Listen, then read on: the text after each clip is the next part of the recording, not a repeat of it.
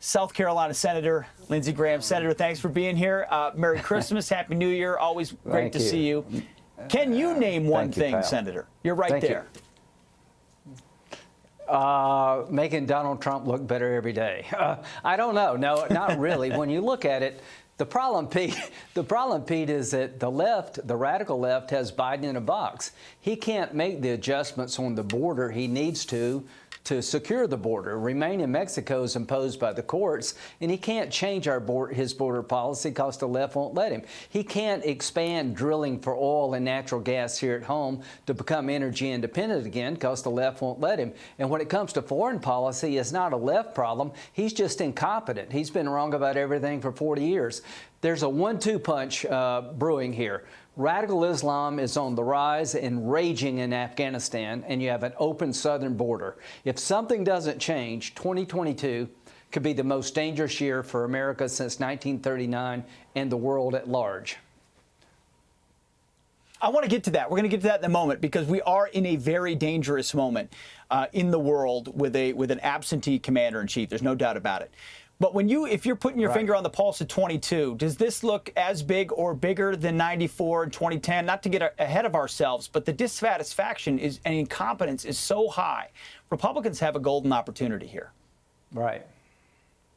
If we don't blow it, think of the word backlash. There's a backlash coming against the most radical domestic policy agenda in the history of the United States with a 50-50 Senate and a 5-seat majority. The Democrats have misplayed their hand. They think they have a mandate they don't have. So if the Republicans can remain disciplined, policy is our friend. Remember the Trump years on the border, ISIS, Afghanistan, energy independence. We should talk every day about the differences between our policies in terms of domestic policies and international policies every day. So 1994, I came in with a class of 94.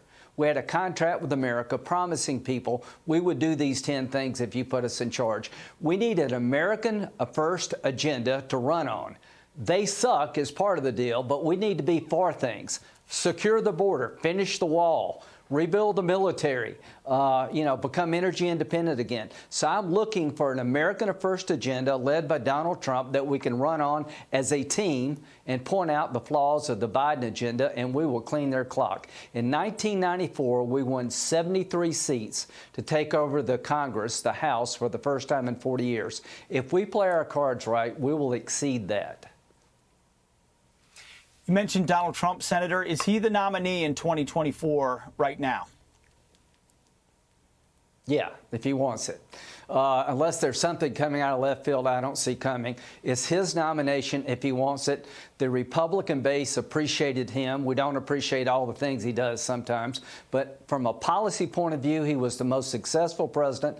From a conservative's point of view, since Ronald Reagan, it is his nomination if he wants it. And he will be in the White House in 2024 if he runs a disciplined campaign. And what he should do, in my humble opinion, is remind people how he secured the border, how he took the fight to ISIS, destroyed the caliphate, how we were so much better off internationally. The Iran deal is a nightmare in the making for Israel. Regain energy independence. So I think 2024 is President Trump's election to lose, quite frankly. 2022 is a blowout year for the Republicans in the House and the Senate if we'll talk about policy.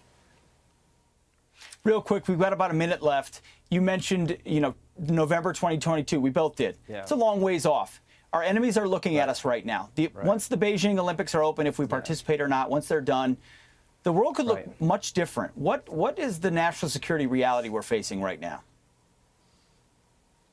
That the Iranians are not going to go back to the table in good faith. They're going to try to break out and dash toward a bomb, and Israel's going to be in a box. They're going to have to use military force. And the question for me, are there any red lines for America? We should come up with red lines regarding the Iranian nuclear program and tell the Ayatollah, if you cross them, we're coming after you, not just Israel. I worry about Putin and Ukraine, China and Taiwan, and it all started with Afghanistan. Pete, thank you for all you have done to remind Americans of our obligation to help those left behind. Thank you for your service. Happy New Year, but we're going into a dangerous time, the most dangerous time, I think, since the 1930s.